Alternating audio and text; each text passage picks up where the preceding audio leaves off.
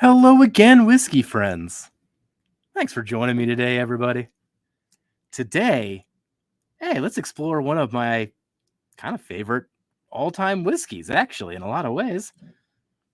We're going to go through the Evan Williams Bottled and Bond. 100 proof, at least 4 years old, coming out of Heaven Hill. We're going to break it down, and I'm going to let you know why I think you really should try this one if you haven't already. And hopefully it is on your shelf. But man, for $20, you cannot go wrong with this one. But let's discuss why. Thanks for joining me, everybody. Let's kick off the show.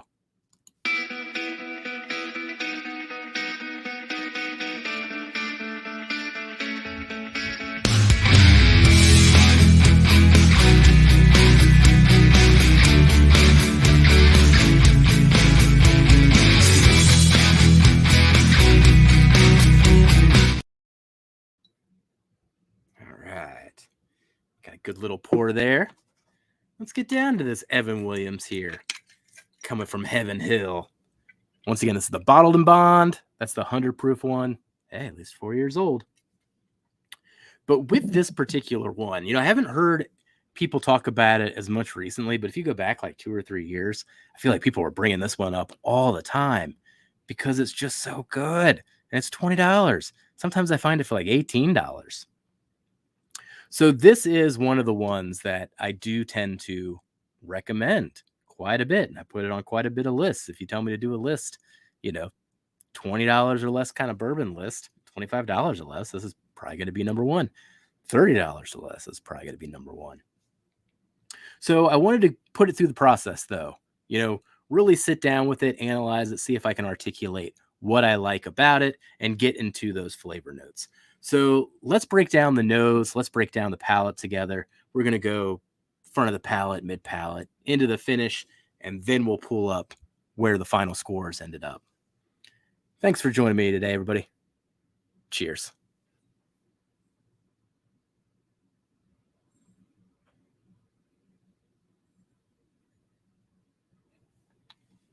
One thing that really leaps out on me on this one, and I don't get this note too often, so I do find it interesting.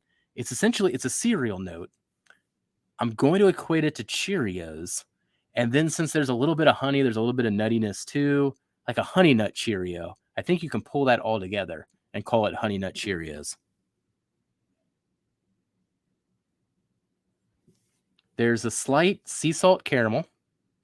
I already said the nuttiness, but there's like the peanut shells there. Bit of powdered sugar lends it some sweetness. And if I'm going to go with any fruits, it's going to essentially be an apple.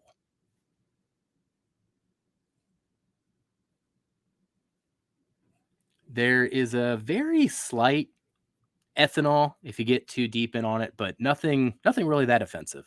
You got to really dig for it. And even then, I'm being really nitpicky there. All right, let's go into the taste.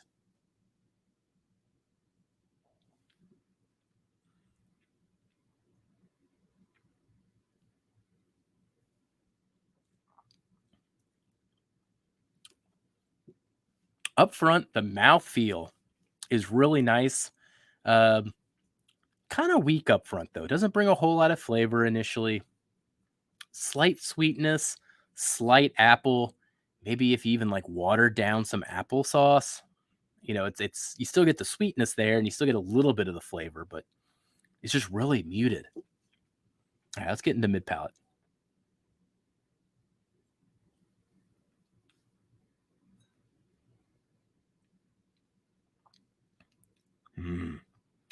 Mid palate is when things really start escalating and taking off.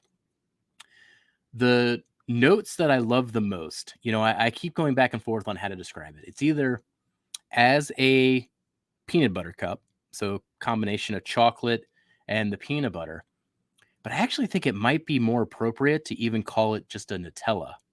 So, it's got kind of that nutmeg chocolate sensation like a Nutella. I think I'd go there over the peanut butter cup. Fruit wise, the apple's still there, but there's also a slight cherry that I really enjoy. And then there is a breadiness to it Not quite bread though. I'm gonna lean in a bit more on essentially pancake. Yeah, like a pancake, like that fried, not fried, pan fried doughiness of that pancake. So you got a pancake, cover it with some Nutella, put some cherries and apple. I think it's way less elegant than what I just described, but that was a delicious recipe right there. I make crepes all the time for family and the kiddos, and yeah, I've done that with pancakes before. Okay, that was way too elegant of a description on the dessert there, but now I'm hungry.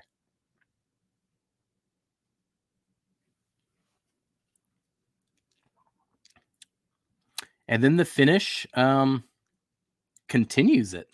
The Nutella's still there, lots of vanilla, still getting that pancake. Now it's bringing in some spiciness too. So pepper, some cinnamon, baking spices in general. Still leaving me with the apple and the cherry. Come on. Those are great notes there. I mean, gosh, from the mid palate on. $20.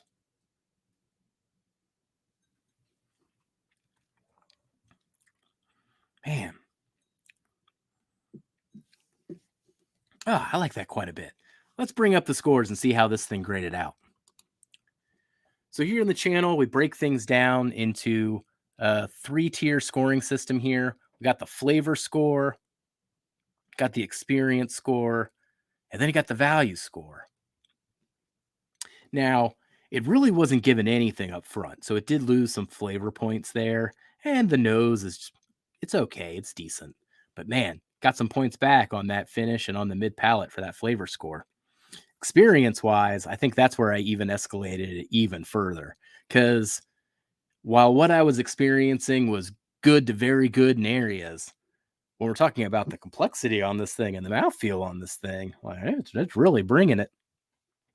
And then value, that's 10 out of 10. It gets all the points. So gave this a 72 out of 100. Man, for $20, that is a really, really good value. If I could turn this thing up to 11 Spinal Tap style, I'd give it 11 out of 10 points. So yeah, recommend. Go buy. Hopefully you've tried this. I think everyone should try this one. This could be a go-to whiskey for you. One of the best things you can get on the shelf, frankly. So do I plan to buy another? Yeah, I'm going to buy another. I'm going to buy another one when this one's gone. I've gone through 3 of these already. Definitely going to get another. So that's where I'm sitting on the Evan Williams bottled in bond. Honestly, this experience, I looked at the flavor scores. If you saw my hesitancy, and I was like, oh crap, I give it a 65. Tasting I'm doing right now is even better. I gypped it a few points. It could probably score it even higher, honestly. That's really, really good today. Final thoughts on this one and final observations, too. I've gone through a series now with the Evan Williams, the JW Dant, the GTS Brown. I think there's another one from Heaven Hill that I did recently. But when it comes to essentially the whiskeys that are really good between $15 and $20, it's all Heaven Hill products. That's who's bringing the value and the flavor on these things. Man, thank you, Heaven Hill. Keeping it real. Oh, but this is my favorite one, though. Evan Williams, bottled in bond. No doubt. Now, one other thing I've noticed recently, it probably just depends where you're getting it from. I think this is an old label now. I've seen it look differently on there. Hopefully it tastes the same. But gosh, I bought 2 of these at the time with this old label. I don't even know when this label went away. So that worries me a little bit on some of my tasting notes and my recommendations. Hopefully that consistency is still there and it's still kicking. Let me know in the comments, man, if you've had a more recent label, if it's changed at all, if it's still as good as it used to be. I think I bought this one back in 2021 or beginning of 22, but just opened it recently this year. But that's where I sit with the Evan Williams bottled and bond. Once again, let me know your thoughts in the comments here. Let me know if you're as high on this one as I am. Am I out on a limb? I don't think so. I think this thing's amazing. Oof. Well, thanks for joining today, everybody, for this whiskey review. We'll catch you on the next one. Bye, whiskey friends. Jeff, just be friends with me. But you have these whiskey friends, and you say hello again. Oh, Jeffrey, you!